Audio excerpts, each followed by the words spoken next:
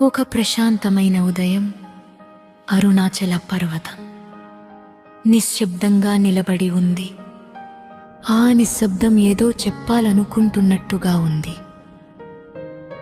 అది మాటలతో కాదు, అది మౌనంతో మాట్లాడుతోంది. ఆ మౌనానికి రూపమే శ్రీరమణ మహర్షి.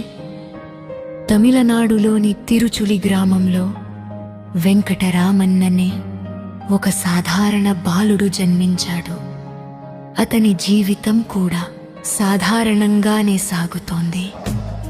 కానీ 16 ఏళ్ల వయసులో ఒకరోజు అకస్మాత్తుగా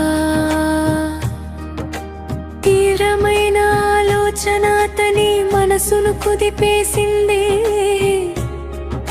నేను చనిపోతే నిజంగా చనిపోయేది ఎవరు? అతను నేలపై పడుకున్నాడు. శరీరం నిశ్చలమైందని ఊహించుకున్నాడు.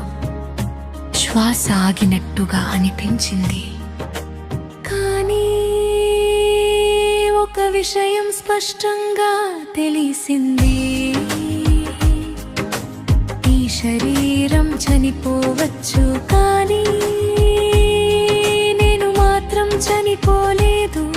ఆ క్షణంలోనే ఆత్మసత్యం అతనికి తెలిసిపోయింది. అప్పటి నుంచి వెంకటరామన్ కాదు, ఆయనే రమణ మహర్షి. ఏమీ చెప్పకుండా ఇల్లు వదిలి తన హృదయం పిలిచిన అరుణాచలానికి వచ్చాడు. గుహల్లో కూర్చున్నాడు. సంవత్సరాల పాటు మౌనంగా ఉన్నాడు.